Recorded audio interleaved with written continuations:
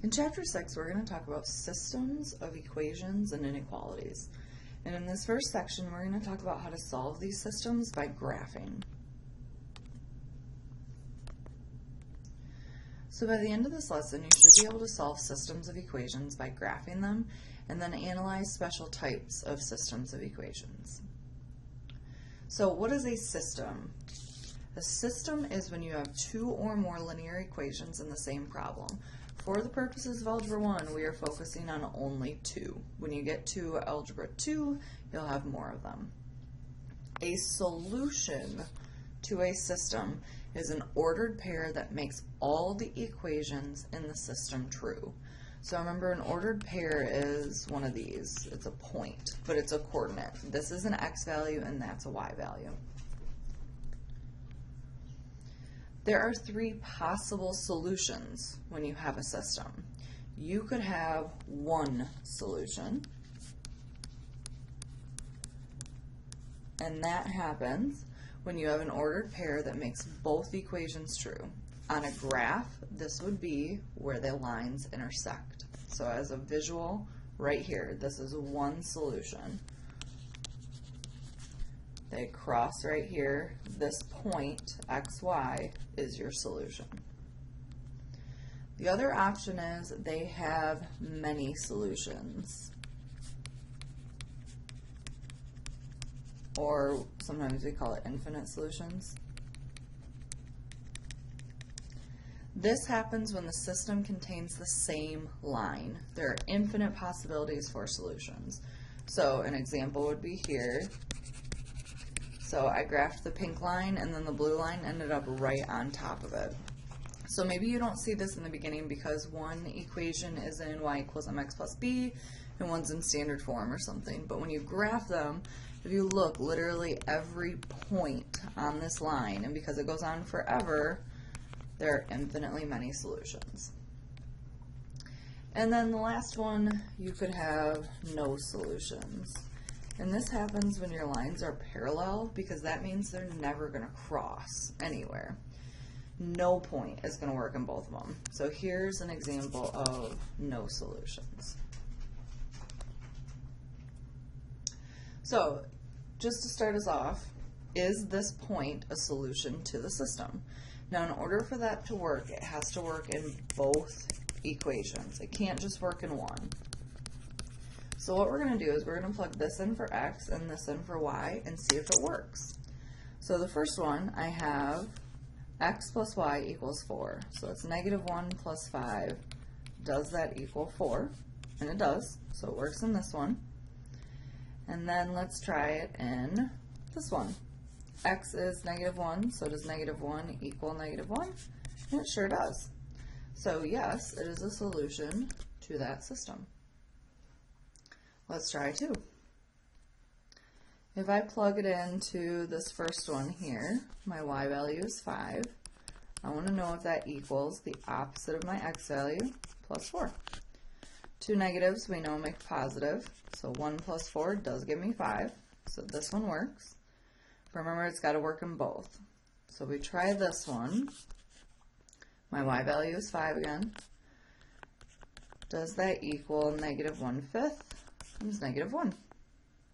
And we get 5 equals positive 1/5, which we know is not true. So because it doesn't work in that equation, it is not a solution to the whole system. And we'll skip this one.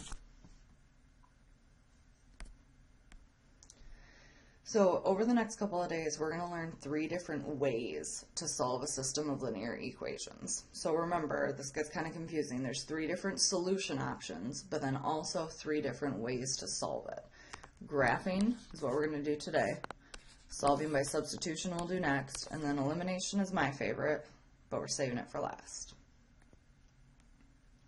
So to solve a system by graphing, you simply graph the 2 lines and you look to see where they cross. It's that easy. So here is the way a system is going to look. It has this nice little bracket on it, and that's just telling you that those 2 equations are in one problem. So if I start graphing this first one, it's in y equals mx plus b form, which is pretty nice. I can start at my b value, which is negative 3.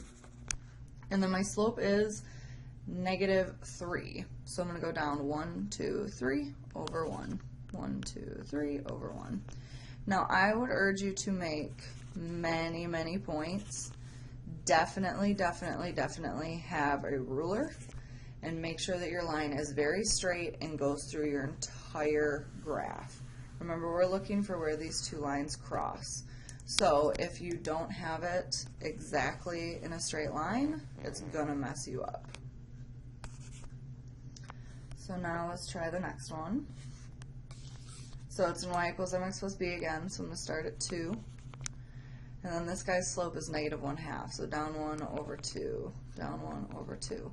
I can see that they're going to cross somewhere over here, so I'm going to start counting the other way. Up 1 over 2. And if you're lucky, most of the time, your points where they cross are going to be actual points where you see them cross. It's not going to be some mystery, like kind of in between two things. I'll only give you nice easy ones so that you can blatantly see this is where they cross. Now this solution right here is a point. It's back 2 and up 3. So -2, 3 is my solution. Now make sure that you check your solution. So just like we did, oops, right here, make sure that it works in both of your graphs, especially on a test or a quiz. So let's try another one. This first one is in y equals mx plus b, just like the others. So I'll start at 1. Has a negative slope again, so down 2 over 1. Or I could go up 2 backwards 1, either way. So I can make a nice straight line that goes through all of these. And then this other one's in standard form, which I like, but you could always put it in y equals mx plus b. But with this, I can find my two intercepts. If I make x 0, that crosses that off, y would be -4. And then I can make y 0, crosses this off, and x would be -2.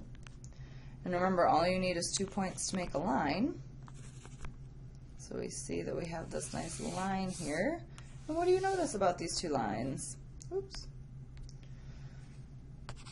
Hopefully you said that they are parallel, which means that if I was to get this in y equals mx plus b form, they would have the same slope. And that's like ding, ding, ding.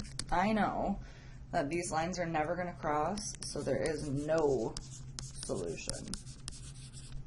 And hopefully you remember solving stuff like we did way back in the day. If I was to try to plug something in here, I would end up with no solution. I would get something like 3 equals 6, which we know is never true.